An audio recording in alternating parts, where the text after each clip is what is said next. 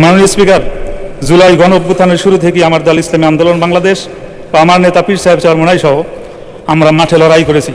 নানা কারণে অনেকেই যখন দলীয় ব্যানারে এই অভ্যুত্থানের সাথে সম্পৃক্ততা ঘোষণা দ্বিধান্বিত ছিল, তখন আবু সাঈদের শাহাদতের পরে আমার নেতা পীর সাহেব চরমোনাই হত্যাকারীদের প্রতি রাজপথে গর্জে উঠেছিলেন, ওই নরপিচাস আমার সন্তানের বুকে গুলি করলি কেন? 4 আগস্ট থমথমে পরিবেশের মধ্যে জীবনের ঝুঁকি নিয়ে মুফতি সৈয়দ মোহাম্মদ ফয়জুল করিম সাহেবের চেয়ারম্যানের নেতৃত্বে আমরা রাজপথে ছিলাম এবং শাহবাগে অবস্থান করেছিলাম। মাননীয় স্পিকার, এই মহান সংসদে আমাকে কথা বলতে দেওয়ার জন্য আপনাকে অসংখ্য ধন্যবাদ। মাননীয় স্পিকার, ফ্যাসিবাদ বিরোধী দীর্ঘ লড়াইয়ের ধারাবাহিকতায় 24 জুলাইয়ের গণ অভ্যুত্থানে হাজারো মানুষের আত্মত্যাগের বিনিময়ে আজকের এই সংসদ। ত্রয়োদশ জাতীয় সংসদে আমার প্রথম বক্তব্যের শুরুতেই মহান আল্লাহ তাআলা শুকরিয়া আদায় করছি। সাথে সাথে আমি জুলাই গণ অভ্যুত্থানের শহীদের প্রতি শ্রদ্ধা জ্ঞাপন করছি, তাদের রুহের মাগফিরাত কামনা করছি, আহতদের প্রতি কৃতজ্ঞতা জানাচ্ছি, অংশগ্রহণকারী সকলের প্রতি সম্মান প্রদর্শন করছি। মাননীয় স্পিকার, ত্রয়োদশ জাতীয় সংসদে আমার বক্তব্যের শুরুতেই আমি আমার নির্বাচনী এলাকা বরগুনা 1, বরগুনা সদর, আমতলী এবং তালতলী এ সকল জনগণের প্রতি আমার শ্রদ্ধা ও কৃতজ্ঞতা। হাত পাখার প্রতীকে ভোট দিয়ে আমাকে নির্বাচিত করেছেন বলেই আমি আজ সংসদে যে আস্থা নিয়ে আমাকে নির্বাচিত করেছেন সে আস্থা রক্ষা আমি প্রতিজ্ঞাবদ্ধ। মাননীয় স্পিকার, জুলাই গণ অভ্যুত্থানের শুরু থেকেই আমার দল ইসলামী আন্দোলন বাংলাদেশ বা আমার নেতা পীর সাহেব চরমোনাই সহ আমরা মাঠে লড়াই করেছি। নানা কারণে অনেকেই যখন দলীয় ব্যানারে এই অভ্যুত্থানের সাথে সম্পৃক্ততা ঘোষণা দ্বিধান্বিত ছিল, তখন আবু সাঈদের শাহাদতের পরে আমার নেতা পীর সাহেব চরমোনাই হত্যাকারীদের প্রতি রাজপথে গর্জে উঠেছিলেন, ওই নরপিচাস আমার সন্তানের বুকে গুলি করলি কেন?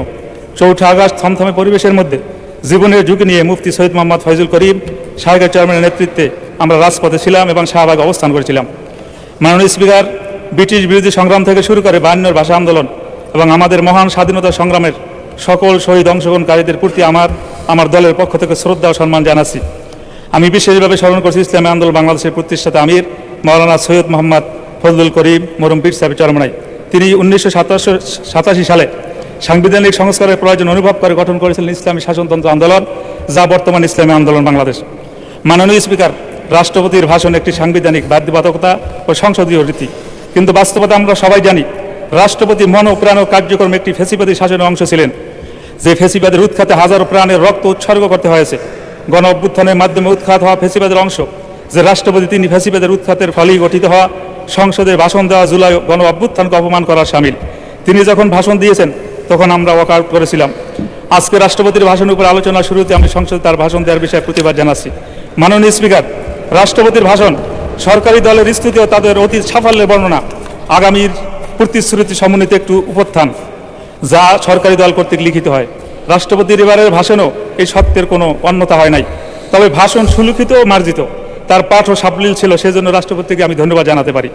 মাননীয় স্পিকার, রাষ্ট্রপতির ভাষণে অন্তর্বর্তী সরকারের উল্লেখ নেই। অন্তর্বর্তী সরকার ও সরকার প্রধানের নাম উল্লেখ করে তাদের প্রতি বিশেষভাবে কৃতজ্ঞতা জানালে ভালো হতে বলে আমি মনে করি।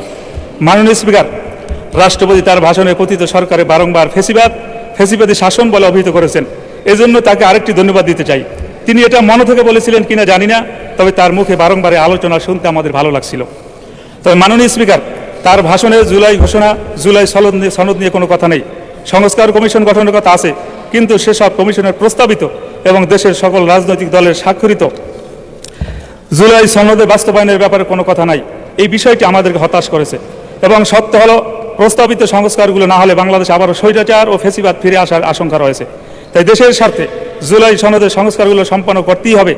একই সাথে সংস্কার প্রস্তাব গণভোটের মাধ্যমে জনগণের রায়ে পরিণত হয়েছে। মাননীয় স্পিকার, আমার নির্বাচনী এলাকা বরগুনা 1, বরগুনা সদর, আমতলী এবং তালতলী, আমরা এই বরগুনার যে লক্ষ কোটি মানুষ বসবাস করতেছে, আমাদের বরগুনা উন্নয়নের দিক থেকে একেবারে পিছিয়ে। মাননীয় স্পিকার, পায়রা ও বিষখালী নদী বেষ্টিত আমাদের জেলায় নিরবিচ্ছিন্ন যোগাযোগ এখন সময়ের দাবি। জনভোগান্তি লাঘবে এই রুটে দ্রুত একটি আধুনিক ফেরি সার্ভিস চালু করার জোরাল দাবি জানাচ্ছি। আমতলী, পুরঘাটা, বড়ইতালবাগ, 62 পয়েন্টে সেতু নির্মাণ করা হলে দক্ষিণ অঞ্চলের মানুষের যাতায়াতের এক যুগান্তর বিপ্লব ঘটবে, শিক্ষা খাতে ব্যাপক ভূমিকা রাখবে, যা রাজস্ব বৃদ্ধিকে সহায়তা হিসেবে কাজ করবে। মাননীয় স্পিকার, তালতলী উপজেলার প্রশাসনিক গতিশীলতা আনতে তালতলীকে দ্রুত পূর্ণাঙ্গ পৌরসভা হিসেবে ঘোষণা করার দাবি জানাচ্ছি। মাননীয় স্পিকার, বরগুনা নদীমাতৃক এলাকা, এখানে বয়ে চলছে ছোট বড় অসংখ্য খাল, নদী, নালা, যার ফলে অত্র এলাকায় যোগাযোগের জন্য রাস্তা, কালভার্ট, ব্রিজ, স্লুইস অতীব গুরুত্বপূর্ণ বিষয়, কিন্তু বিগত বছরগুলোতে এখনও অত্র খাতে লক্ষণীয় কোনো কাজ হয় নাই, যার ফলে আমার অত্র নির্বাচনী এলাকার বিভিন্ন স্থানে প্রায় 300 অতি ঝুঁকিপূর্ণ ব্রিজ কালভার্ট রয়েছে, যা মরণ ফাঁদে পরিণত হয়েছে, যেটি অত্যন্ত মানবিক ও দুঃখের বিষয়। তাই আমার নির্বাচনী এলাকার রাস্তা, ব্রিজ, কালভার্টগুলো অতি দ্রুততার সাথে পুনর্নির্মাণ একান্ত প্রয়োজন।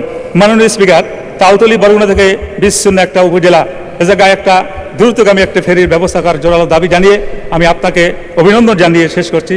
আল্লাহ হাফেজ। আসসালামু আলাইকুম রহমতুল্লাহ।